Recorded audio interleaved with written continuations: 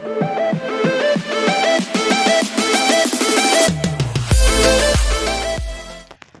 Morning, welcome to my इसका classes.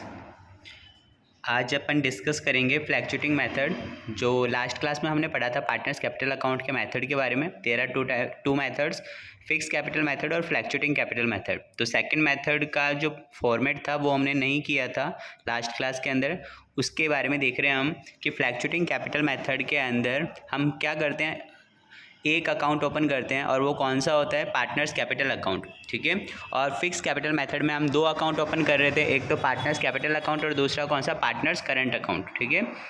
तो इसके अंदर क्या होता है कि हम दो अकाउंट ओपन करने की जगह एक ही अकाउंट ओपन कर लेते हैं और उसका क्या नाम है, पार्टनर्स कैपिटल अकाउंट है। इसके अंदर हम क्या करते हैं, पार्टनर से रिलेटेड जितने भी ट्रांजेक्शन है वो सारे यहीं रिकॉर्ड करेंगे, चाहे वो करंट ईयर से रिलेटेड हो या ओपनिंग कैपिटल हो या एडिशनल कैपिटल हो। तो देखो इसके अंदर सबसे पहले कैपिटल अकाउंट है, कैपिटल अकाउंट है, पार्टनर्स का कैपिटल है।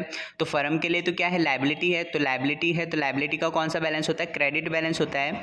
तो क्रेडिट साइड से हम स्टार्ट करेंगे कि बाय बैलेंस बीडी सबसे पहले ओपनिंग बैलेंस लिखा जाएगा यहाँ पे कि कितनी कैपिटल उसने इंट्रोड्यूस करी, किसने, पार्टनर ने जितनी भी कैपिटल इंट्रोड्यूस करी वो लिखा जाएगा। उसके बाद में एडिशनल कैपिटल का मतलब होता है अतिरिक्त पूंजी, यानी और पैसा अगर वो लगा रहा है ड्यूरिंग द ईयर, पार्टनर ने क्या किया, एडिशनल कैपिटल इंट्रोड्यूस किया है फर्म के अंदर, तो वो आ जाएगा। इसके अलावा आ जाएगा बाई इंटरेस्ट ऑन कैपिटल के ऊपर उसको इंटरेस्ट जो मिला है वो आ जाएगा, सैलरी आ जाएगा, कमीशन आ जाएगा और बाय P&L एप्रोप्रिएशन प्रॉफिट आ जाएगा। यानी पार्टनर को जो भी मिल रहा है फर्म से, जो भी मिल रहा है या फिर वो फर्म से जो भी लेके जाएगा, जब वाउंड अप होगा या फर्म का डिजोल्यूशन होगा उस टाइम पे वो फर्म से जो भी लेके जाएगा या उसके हिस्से में क्या क्या बन रहा है वो सारा हम किस साइड में लिखते हैं, क्रेडिट साइड में लिखते हैं। ऐसे ही डेबिट साइड में क्या होगा, जो उसने फर्म से निकाल लिया या फर्म उससे पैसे मांगती है जिस वजह से, वो चीज़ें हम डेबिट साइड में लिखेंगे।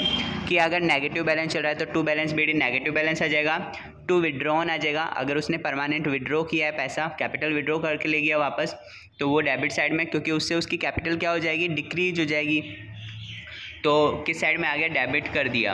और टू ड्रॉविंग यानी होता है पर्सनल यूज के लिए निकाल के लेके गया, तो फर्म अब कम देगी ना उसे पैसे। जैसे फर्म में उसने 1 लाख रुपए लगाए, 1 लाख उसने फर्म में लगाया और उसमें से वो 20,000 निकाल के लेके चला गया, तो अभी फर्म कितना देगी, 80,000 देगी। तो इस वजह से उससे उसकी कैपिटल क्या हो रही है, ड्रॉविंग की वजह से कैपिटल रिड्यूस हो रही है, कम हो रही है, तो डेबिट साइड में आ गया। इंटरेस्ट ऑन ड्रॉविंग के ऊपर अगर इंटरेस्ट देना पड़ रहा है तो उससे भी उसकी कैपिटल कम हो रही है, इसलिए डेबिट साइड में लिख दिया। बाय P&L एप्रोप्रिएशन लॉस, अगर फर्म को लॉस होता है तो उसकी वजह से भी उसकी कैपिटल कम होगी, तो वो भी किस साइड में आ गया, डेबिट साइड के अंदर आ गया। ये आपका था फ्लैक्चुएटिंग कैपिटल मेथड के अंदर पार्टनर्स कैपिटल अकाउंट। इसके अंदर क्या करते हैं हम, कैपिटल जो ओपनिंग कैपिटल होती है, एडिशनल कैपिटल होती है और करंट ईयर से रिलेटेड जितने भी ट्रांजेक्शन है जो पार्टनर से रिलेटेड है, अगर उसकी इनकम है तो किस साइड में, क्रेडिट साइड में, और एक्सपेंसेज है तो डेबिट साइड में रिकॉर्ड किया जाता है। ठीक है, ये हो गया आपका फ्लैक्चुएटिंग कैपिटल मेथड। अब इसके अंदर आता है, अब वन बाय वन हम टॉपिक पढ़ेंगे कि इंटरेस्ट ऑन कैपिटल क्या होता है और इंटरेस्ट ऑन कैपिटल कैसे फाइंड आउट किया जाता है। उसके बाद में इंटरेस्ट ऑन ड्रॉविंग को फाइंड आउट करेंगे कि कैसे इंटरेस्ट ऑन ड्रॉविंग कैलकुलेट किया जाता है, ड्रॉविंग होता क्या है, तो उसके बारे में है अब। तो अभी देखो कि इंटरेस्ट ऑन कैपिटल के लिए देख लेते हैं।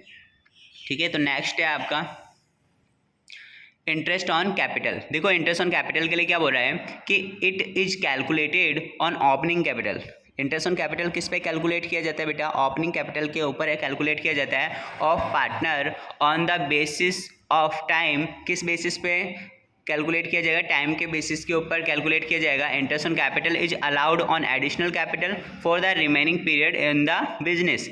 ठीक है, इंटरेस्ट ऑन कैपिटल अलाउ किया जाता है, एडिशनल कैपिटल के ऊपर भी इंटरेस्ट पे किया जाएगा, लेकिन रिमेनिंग टाइम पीरियड जो बचा है उसके ऊपर देंगे उसको जैसे मान लो कि उसने ओपनिंग कैपिटल लगाया 2 लाख, तो उस पर तो मिल जाएगा पूरे 12 मंथ का।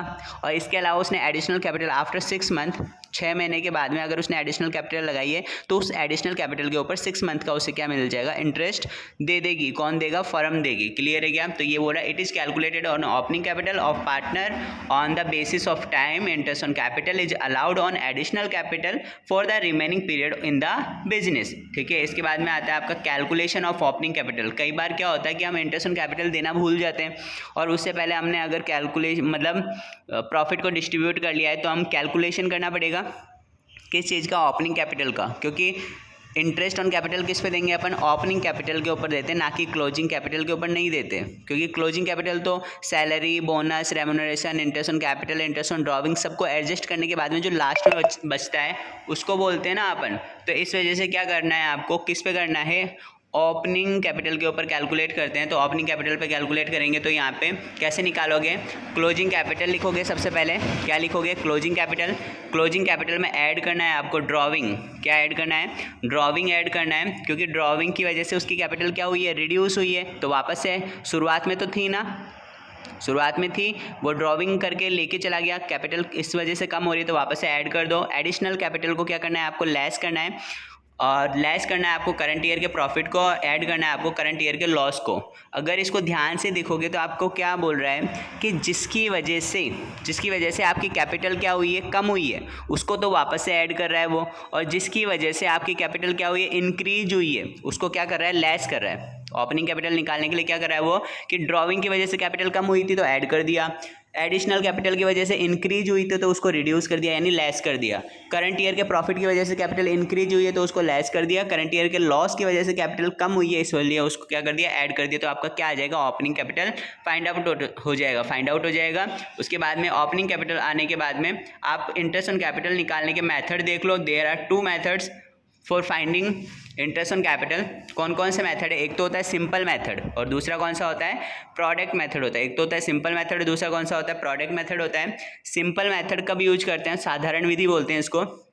सिंपल मेथड कब यूज करते हैं, जब क्या होता है, कोई चेंज नहीं कर रहा, यानी ओपनिंग में शुरुआत के अंदर, बिगिनिंग के अंदर जो भी कैपिटल इंट्रोड्यूस किया है वही पूरे साल तक है, कंटिन्यू बना हुआ है, उसमें ना तो कोई चेंज आया है, तो हम क्या करते हैं, सिंपल मेथड यूज कर लेते हैं। लेकिन अगर ओपनिंग कैपिटल हमने कुछ और लगाया था, उसके बाद में हमने एडिशनल कैपिटल इंट्रोड्यूस किया है या फिर कैपिटल विड्रॉन किया है, तो चेंजेज आ रहे हैं, तो हम क्या करते हैं, प्रोडक्ट मेथड को यूज करते हैं। तो सिंपल मेथड के लिए क्या बोला, देखो, if no change in capital during the year, if no change in capital during the year then we will use simple method। और सेकंड क्या बोल रहा है, एडिशनल प्रोडक्ट मेथड कब करोगे आप, if additional capital introduce and capital withdrawn during the year then we will use product method for finding out interest on capital.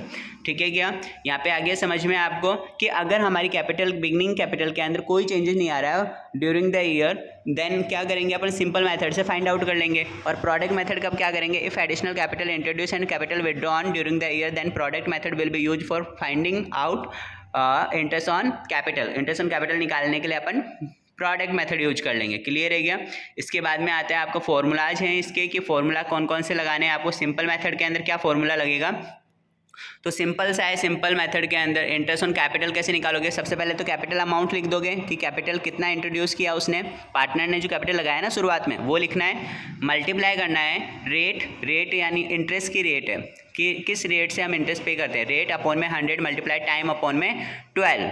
ठीक है, capital amount multiply rate upon में 100 मल्टीप्लाई टाइम अपॉन में 12। और product method में कैसे करोगे बेटा, product method के अंदर आ जाएगा आपका इंटरेस्ट ऑन कैपिटल इक्वल हो जाएगा आपका total of product multiply rate upon में 100 मल्टीप्लाई 1 अपॉन में 12। देखो इसमें कोई चेंज नहीं है, ऊपर टाइम आ रहा है, सिंपल मेथड के अंदर टाइम पीरियड कंसीडर करना है, और नीचे वाले के अंदर आपको टाइम पीरियड कंसीडर नहीं करना। क्यों नहीं करना, क्योंकि आपने टोटल ऑफ प्रोडक्ट निकाल लिया है। क्या निकाल लिया, टोटल ऑफ प्रोडक्ट, गुणनफलों का योग। ठीक है, हिंदी में बोलते हैं गुणनफलों का योग। ये कैसे निकालते हैं अपन, कैपिटल को जब हम टाइम पीरियड से मल्टीप्लाई करते हैं ना, तो हमारा प्रोडक्ट निकल के आता है। Capital multiply time, that means product. तो हमने पहले टाइम से मल्टीप्लाई कर दिया उसको और प्रोडक्ट निकाल लिया, तो टोटल ऑफ प्रोडक्ट यहाँ पे हमने लिखा है, तो इस वजह से हमें टाइम लिखने की रिक्वायरमेंट नहीं थी। तो हमने क्या फॉर्मूला हो गया आपका, total of product multiply rate upon में 100 मल्टीप्लाई 1 अपॉन में 12 आ जाएगा। और ऊपर हमने क्या किया है कि टाइम से मल्टीप्लाई नहीं किया था, सीधा अमाउंट लिखा है, कैपिटल का अमाउंट लिखा है, इसलिए हमने टाइम अपॉन में 12 किया है। दोनों में डिफरेंस समझ में आ गया। अगर हमने ऊपर भी प्रोडक्ट निकाला होता तो 1 अपॉन में 12 आ जाता। यहाँ पे नीचे हमने प्रोडक्ट निकाला है, इसलिए अपन ने 1 अपॉन में 12 लिखा है। तो दोनों मेथड से, एक तो सिंपल मेथड और दूसरा कौन सा होता है आपका, प्रोडक्ट मेथड होता है। क्लियर है, आज के लिए इतना ही। नेक्स्ट पढ़ेंगे अपन नेक्स्ट क्लास के अंदर, जो अब आएगा इंटरेस्ट ऑन ड्रॉविंग। ठीक है, या फिर इंटरेस्ट ऑन कैपिटल के रिगार्डिंग जो प्रोविजन है वो समझ लेंगे एक बार। ठीक है।